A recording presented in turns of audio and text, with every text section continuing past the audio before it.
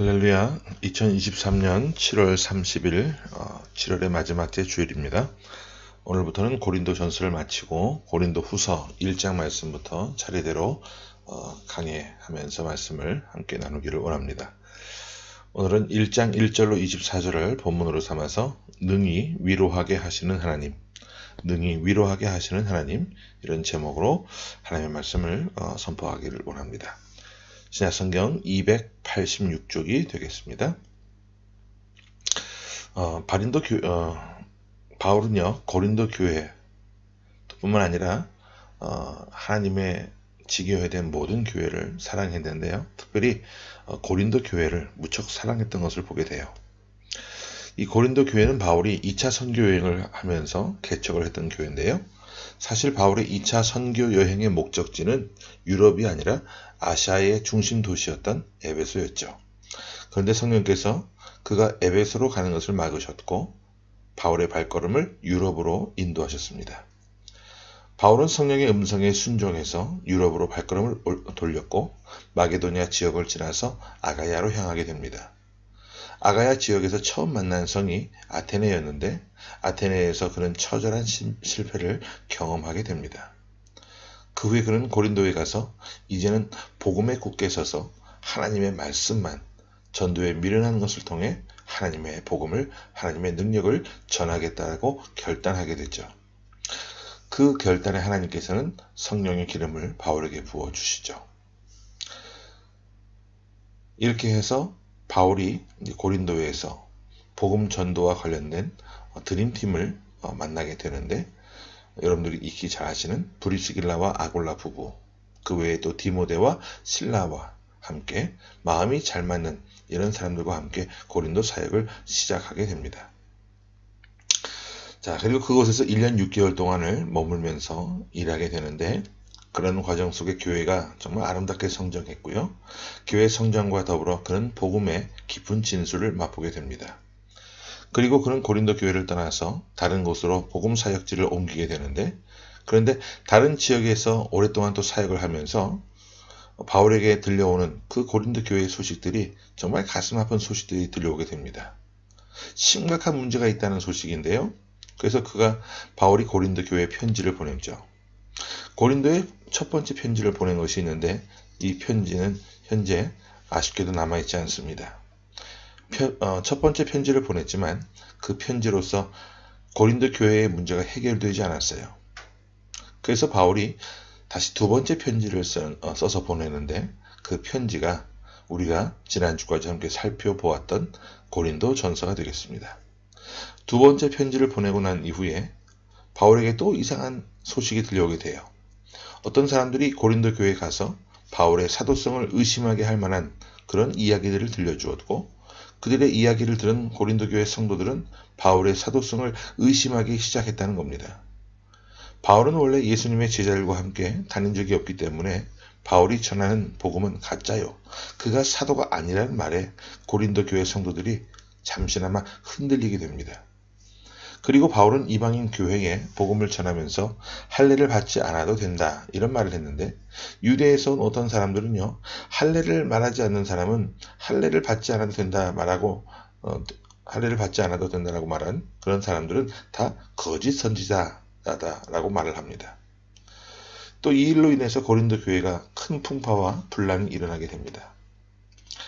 바울은 눈물로 계속해서 편지를 써서 보내는데, 세 번째 편지를 고린도 교회에 보내게 됩니다. 그 편지를 가지고 간 사람이 디도였는데, 바울은 디도가 다시 돌아오기까지 어떤 일도 할 수가 없었어요. 왜냐하면 고린도 교회 성도들이 믿음 안에서 떨어질까 염려했기 때문에 그랬죠. 그런데 감사하게도 디도는 좋은 소식을 갖고 돌아오게 됩니다. 바울의 진심을 고린도 교회 성도들이 받아주었고 알아주었고, 그들 가운데 있었던 오해들이 상당 부분 해소되었다라고 하는 그런 소식을 가지고 오게 되죠. 그런데 안타깝게도 바울이 눈물로 쓴 이 세 번째 편지 역시 지금 남아있지 않습니다. 바울이 디도에게서부터 온 기쁜 소식을 듣고 다시 용기를 내고 자신감을 갖고 쓴 편지가 바로 오늘부터 우리가 또 새롭게 보게 될 고린도 후서가 되겠습니다. 바울은 고린도라고 하는 이 한 지역, 한 교회에 편지를 4번이나 써서 보낼 정도로 그런 고린도 교회를 극진히 아끼고 사랑했습니다. 오늘 본문 고린도 후서 1장에는 바울이 고린도 교회 성도들에게 해명하는 장면들이 나옵니다. 그는 사실 고린도 교회에 방문하려고 했던 계획을 2번이나 세웠지만 또 직접 가겠다고 이야기까지 했지만 사정이 여의치 않아서 그렇게 실행에 옮기지를 못했죠. 그 일로 인해서 성도들이요 또다시 바울을 의심하고 오해하기 시작합니다. 왜 사도가 돼가지고 말을 지키지 않느냐? 왜 사도가 돼서 당신이 입으로 말한 것을 지키지 않느냐? 그러면서 또 오해를 하게 돼요. 자, 이 부분에 대해서 바울이 하나하나 있는 그대로 자신의 상황을 철저하게 하나하나 잘 밝혀주고 있는 그 내용을 보게 되는데, 우리 본문 15절과 16절 말씀을 먼저 함께 보겠습니다. 자, 시작. 내가 이 확신을 가지고 너희로 2번 은혜를 얻게 하기 위하여 먼저 너희에게 이르렀다가 너희를 지나 마게도냐로 갔다가 다시 마게도냐에서 너희에게 가서 너희의 도움으로 유대로 가기를 계획하였으니. 바울은 원래 고린도 교회를 2번이나 방문하려고 계획했다고 자신의 처음 계획을 밝혔습니다. 그런데 이렇게 계획했다고 할지라도 상황이 여의치 않으면 못 갈 수도 있는 거잖아요. 지금처럼 그 당시 상황을 보면 요즘처럼 교통편이 발달한 것도 아니었고 또 가다가 어떤 문제를 만날 수 있는 그런 또 상황이 펼쳐질 수도 있고 어떤 상황을 만나게 될지 어떤 또 긴급한 상황을 만나게 될지 아무도 모르는 일이었습니다. 그런데 고린도 교회 성도들은 바울을 오랫동안 기다렸기 때문에 그가 방문하지 않자 오해를 하게 된 거예요. 바울은 이렇게 자신의 마음을 이 부분에 대해서 자신의 마음을 이렇게 솔직하게 표현을 하는데 17절 말씀 계속해서 봅니다. 자, 시작. 이렇게 계획할 때에 어찌 경솔히 하였으리요. 혹 계획하기를 육체를 따라 계획하여 예예 하면서 아니라 아니라 하는 일이 내게 있겠느냐. 이런 말입니다.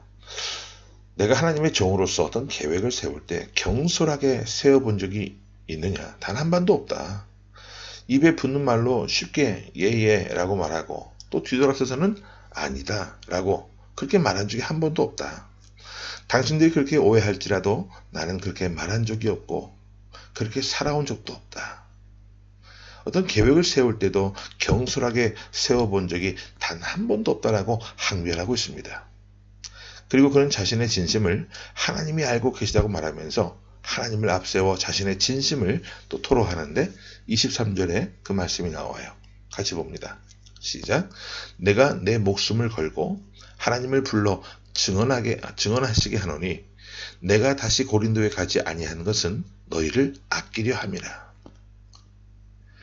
바울이 지금 고린도에 못 가게 된 것은 너희를 아끼려 함이라.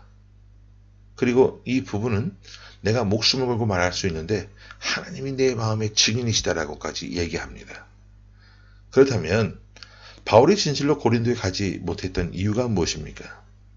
도대체 무엇 때문에 이런 오해를 받으면서까지도 바울이 못 간 것일까요? 우리 8절과 9절을 한번 보겠습니다. 또 그 이유가 나오는데, 자, 시작. 형제들아, 우리가 아시아에서 당한 환난을 너희가 모르기를 원하지 아니하노니 힘에 겹도록 심한 고난을 당하여 살 소망까지 끊어지고 우리는 우리 자신이 사형 선고를 받은 줄 알았으니 이는 우리로 자기를 의지하지 말고 오직 죽은 자를 다시 살리시는 하나님만 의지하게 하십니다. 자, 아시아에서 당한 환난, 즉 에베소에서 바울과 그의 일행이 심한 고난을 당했고 그 고난으로 말미암아 살 소망까지 끊어졌다라고 이야기합니다.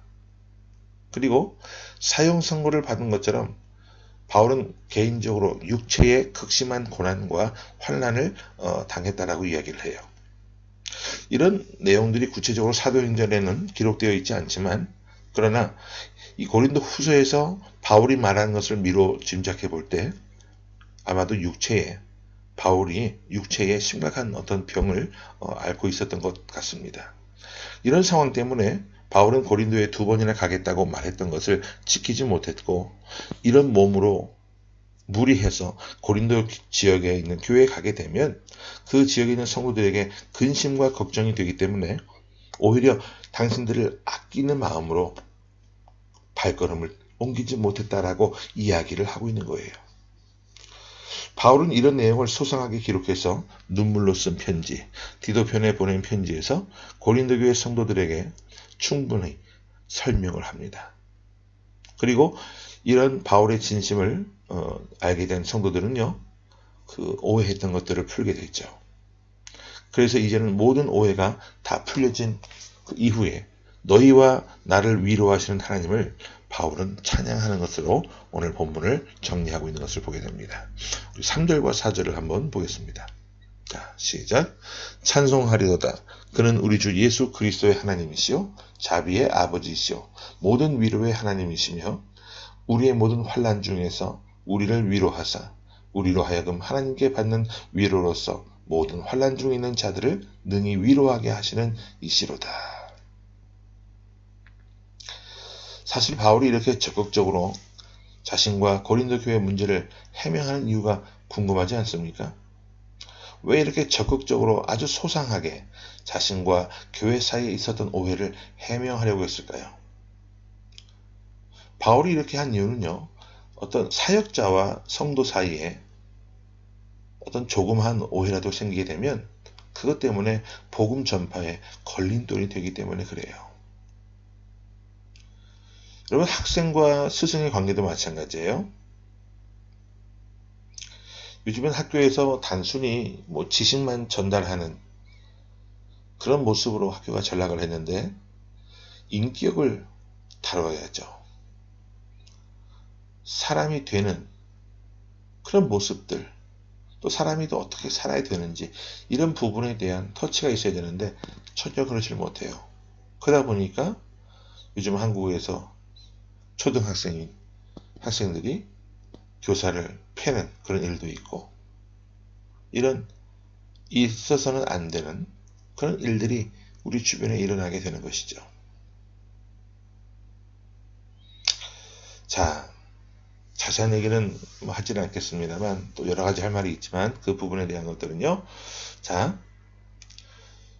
바울 그 한 사람이 전한 복음이 고린도 교회 전체를 바꿔 놓았습니다. 그리고 더 나아가서 고린도 지역 사회를 뒤집어 놓았어요. 그런데 바울에 대한 오해 때문에 바울이 전한 복음 사역이 무색해졌고 예수 그리스도의 복음이 오히려 걸림돌이 될까봐 바울은 그것을 두려워했던 거예요. 그래서 바울은 그 문제 때문에 이 오해가 아예 생기지 않도록 처음부터 이런 오해들이 생기지 않고 또 생겼다 할지라도 불식되도록 소상하게 하나하나 차근차근 설명을 하고 있는 겁니다.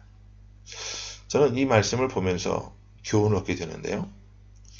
복음을 전하는 자, 믿음에 먼저 된 자들은요, 믿음이 어린 사람들과 관계에 있어서 사소한 오해라도 있어서는 곤란하다는 거예요.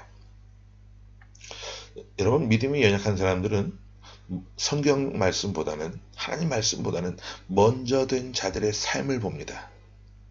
그리고 먼저 믿은 사람들의 믿음을 보고 그들의 삶의 방향을 봅니다. 그들에게는요, 성경 말씀보다 더 가까운 것이 먼저 믿는 사람들의 행실과 먼저 믿는 사람들의 삶이라는 거예요. 그래서 우리가 어떤 조그마한 오해라도 불식시켜야 될 필요가 있는 것이고, 그런 오해 자체를 받지 않도록 행동해야 될 의무가 있다, 그 말입니다. 물질 문제도 그렇고 삶의 걸음걸이나 말이나 어떤 행동, 이런 모든 것들이 복음 전파에 걸림돌이 될 수도 있다라고 하는 이런 사실을 꼭 기억하시기를 바랍니다. 또 한 가지 우리가 얻을 수 있는 교훈이 있습니다. 그것은 뭐냐 하면, 사람들의 형편과 사정을 깊이 살피기 전에 함부로 판단하고 비난하는 것을 금해야 한다는 겁니다. 바울이 지금 자신이 사형 선고를 받은 것처럼 육체적으로 큰 고난과 환난이 있었어요. 그런데 고린도 교회 성도들은 바울의 이런 사정을 깊이 미루어 살피지 않고 그를 비난하기에 바빴습니다. 심지어 그의 사도성을 의심했어요. 살아가다 보면 우리 안에서도 이런 일들이 얼마나 많이 있습니까? 말하지 않아서 모르는 그 사람의 상태, 그 상대방의 속사정을 알지 못하고 제멋대로 판단하고 정죄하는 그런 일들이 많지 않습니까?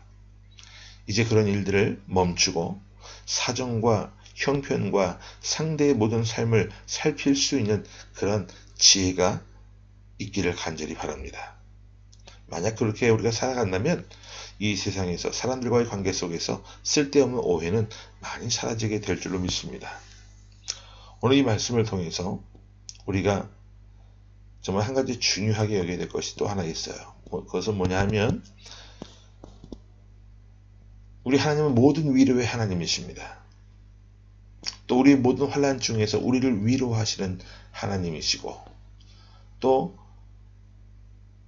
그 위로로 말미암아 우리 역시 또 다른 환난 중에 있는 사람들을 능히 위로하게 하시는 이로 우리를 세워주셨다라고 하는 사실이에요. 여러분, 위로받기만을 원하지 마십시오. 하나님 앞에 위로받고 힘을 얻으셨다면 이제 또 다른 위로가 필요한, 또 격려가 필요한 사람을 찾아가서 그의 삶을 회복시키는 일에 힘써 애쓰는 그런 귀한 하나님의 자녀들이 되시기 바랍니다. 이것이 하나님께서 우리에게 주신 먼저 된 자로서의 우리에게 주신 책임과 의무고 또 이런 것들을 잘 실천하면서 살아갈 때 우리가 이 땅 가운데 빛과 소금의 역할을 감당하는 삶을 살 수 있게 되는 겁니다.